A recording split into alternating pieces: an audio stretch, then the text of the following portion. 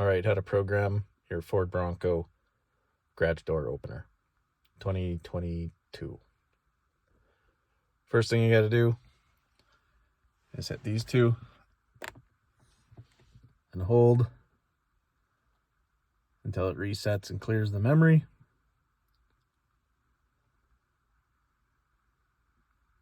You see it flash.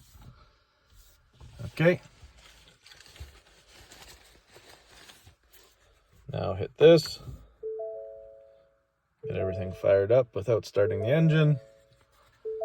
Hold the one you want until it flashes steady.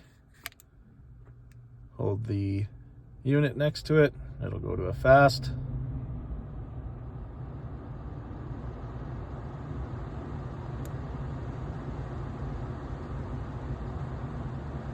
And it's out. Alas, finished.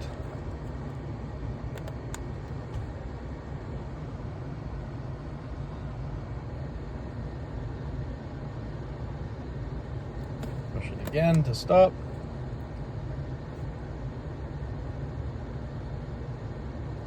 Okay.